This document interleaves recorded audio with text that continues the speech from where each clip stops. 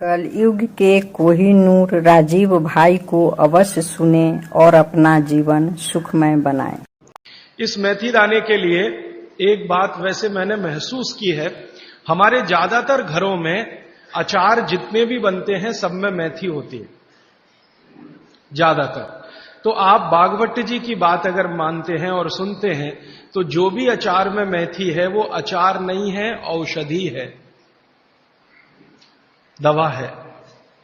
माने आप कभी भी अपने जीवन में ऐसे अचार खाने से परहेज ना करें जिसमें मेथी है।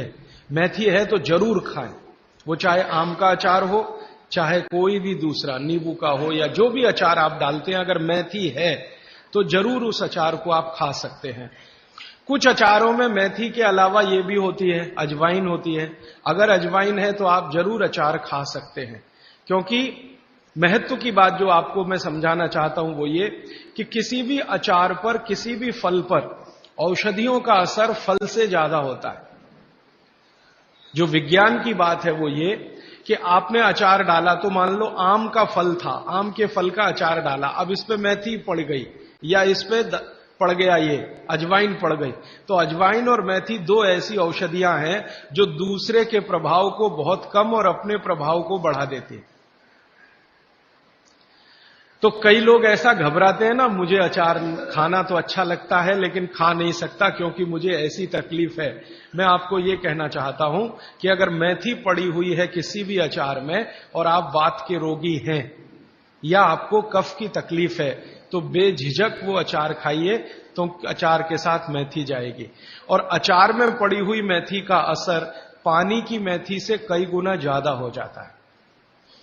मैंने जो मेथी आपको बताई वो पानी में रात को डाल के सुबह खाना, इसका जितना असर है, लेकिन अचार में डाली हुई मेथी का असर इससे कई गुना ज्यादा है, क्योंकि अचार में ये मेथी 5-6 महीने साल भर पड़ी रहती है। मेथी के बारे में बागवट जी कहते हैं कि तेल में मिलाकर अगर आपने इसको रख लिया तो बात वही है कि अचार में तो तेल भी है, बिना तेल के अचार नहीं है। अब मेथी उसमें डल गई तो आप समझ लीजिए कि इसकी शक्ति जो काम करने की है वो 20 गुनी ज्यादा होती है, कम से कम 20 गुनी ज्यादा होती है।